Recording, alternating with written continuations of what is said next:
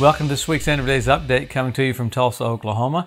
We're coming to you every week to look at the different things that point to the coming of the Lord, specifically the gathering of nations for the Ezekiel 38 war, because we know the rapture's signless, but the second coming has tons of signs. I hear people say, well, you can't tell when the Lord's coming back, yet the Lord put so much information and so many signs in the Bible to show us how close we are. Signs aren't there to scare you. Signs show you how close you are to your destination.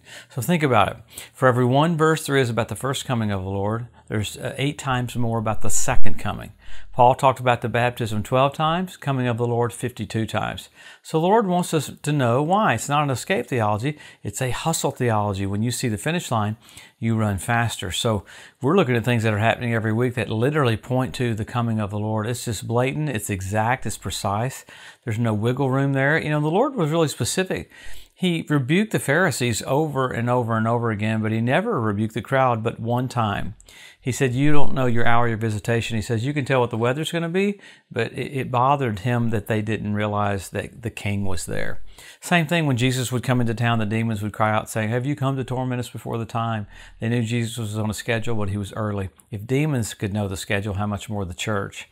So Paul said we're not in darkness, that this day would overtake us as a thief. So the information about this is to make us aware and to bring us great joy and great expectation and great hope.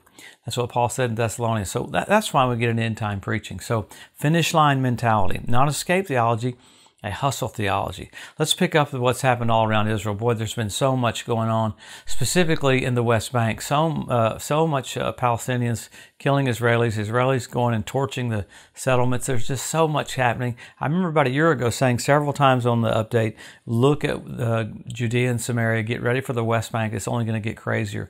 I don't believe it's going to settle down. I think it's going to get crazier and crazier so that the Antichrist has to come in with a solution for all that. So we're watching that, watching it ratcheted up, if you might say it that way. Pretty amazing. All the stories that are in the news. Probably the most interesting thing this last week was Iran. You had the International Atomic Energy Agency meeting with Iran this last week. It was so intriguing to hear Iran's response. The agency said, you got literally Iranian material enriched to 83.7%. And they said, well, that was an anomaly. We didn't mean to do that. Now, why is that a big deal?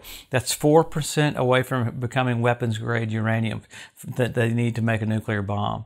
So the Pentagon came out yesterday saying Iran is 12 days away from having nuclear weapons. So Israel, basically, I said it last week, they came out saying, okay, we stopped Syria from getting nuclear weapons, we stopped Iraq from getting nuclear weapons, we will stop Iran. So the intriguing thing is you have Hezbollah gathering groups of warriors on the northern part of Israel on the Syrian border. It looks like this is what the Israeli Defense Force said. They're going to start firing missiles at Israel to try to keep the Iron Dome occupied when Israel hits Iran, because Iran's going to fire back. Iran's literally going to fire back. You know what Iran did this last weekend? It fired 12 ballistic missiles into Iraq at our consulate. And the U.S. has not said a thing, hasn't done a thing. I was intrigued to find no word or anything about what was happening there. So a lot's happening with Iran right now. They've been publishing new pictures of their underground runways, new pictures of their underground bunkers, because they're getting ready for Israel to have to do something. Now, last time, it was cyber warfare that took it out, but Israel came out the last couple of days showing their F-15s, showing their F-35s, showing that they've got refueling spots where they don't have to have any mid-air refueling. So they're basically showing they're going to do something to Iran to stop this nuclear weapons. It is wild that on Iran's missiles, it says death to Israel. So it's like you have to basically shut them down when they're saying that. You had North Korea say if America keeps doing exercises along with Taiwan, there's going to be a declaration of war. Well, North Korea is the one firing ballistic missiles right over Japan. So that stuff that's happening like that is absolutely absurd. So why is that a big deal? All these things point to the coming of the Lord. You had another earthquake in Turkey. You had a meteorite hit in Texas last week. I still can't find out where it hit. The news media won't talk about it. They just talk about the size of it. It's about the size of 4 baby elephants is what they said. So that's a pretty good sized meteor. And we don't even talk about all of the asteroids that NASA is tracking every single week that I look at this and go, man, it's so gotten more and more and more over the last few years than we've ever seen before. So it shows us how close we are. You had a massive drone attack from the Ukraine go down into Russia. It blew up so much of Russian places and their missile depots and stuff. Then you had Belarus take out one of Russia's main spy planes. So Russia's getting hit from so many points, and it looks like you see almost Putin pushed up against a wall, like I've got to do something crazy because of the failure that they have in the Ukraine, because the world's coming to the Ukraine's aid right now so much that it's freaking Russia out.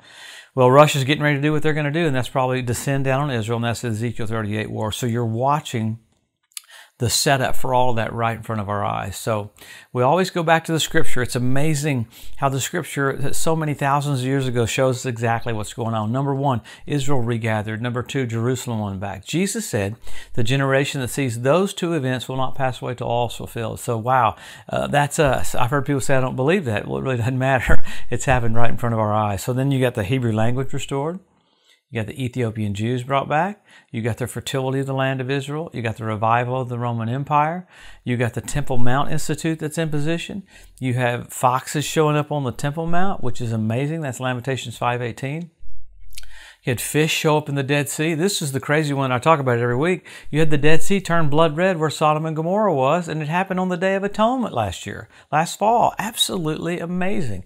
So events, signs, markers showing us how close we are. I mean, it's absolutely amazing. Then you have 172 different species of predatory birds showing up on the land. That's pretty crazy, because right after the Ezekiel 38 war, God calls on the fowl of the air to clean the land off. And then even 7 years later at the Battle of Armageddon, the fowl of the air come in to clean the land up. So you have the cleanup crew in Israel right now. They have to eat something. So all these things are right in front of our eyes. That's what I think is pretty amazing. You had the archway for Baal worship built by Russia this last year. The Talmud said that'd be the last sign you'd see before the coming of the Messiah.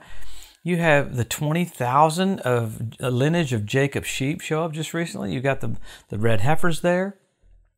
I like that the Temple Mount Institute's basically gotten permission to get up on the edge of the Temple Mount and have sacrifices. Last year they got arrested for doing that. So come the next couple of months, because it's March 1st this week, so in the next month you may see some stuff happen on the Temple Mount. So a lot of things have happened with the Temple Mount this last week that I haven't even talked about. There were the Israelis were told they can't even go up there during Ramadan. So many things are coming to what you might come to a fruition with the Temple Mount and with the West Bank.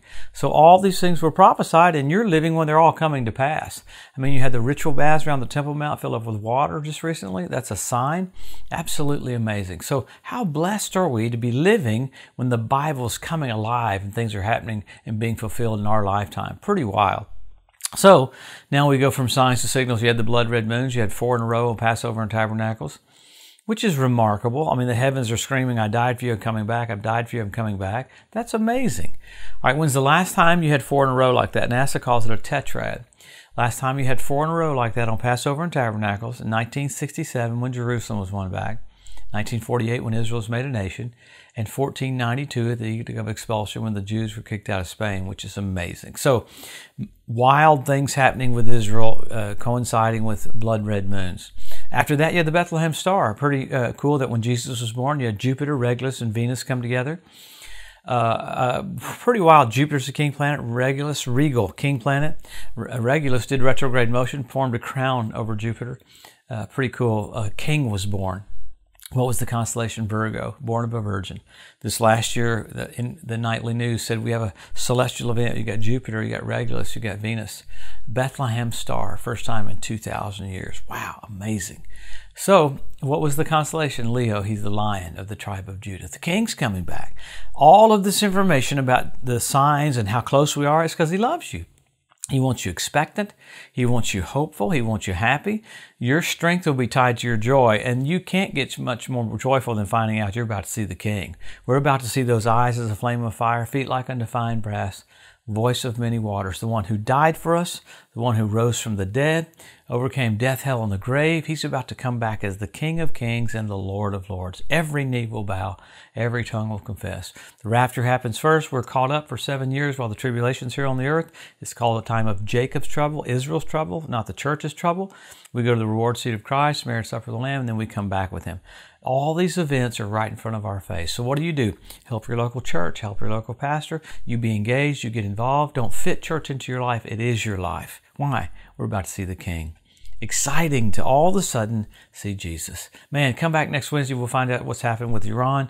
I'm intrigued to see what Israel does. We might wake up one morning and say, wow, look what's happened. So wonderful days ahead. About to see Jesus. Have a great week.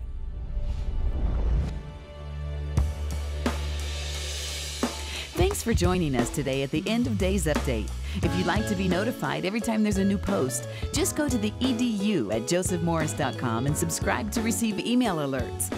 If these posts and updates have been a blessing to you, please consider making a one-time donation to help get the message out, or even becoming a monthly partner with Joseph Morris Ministries.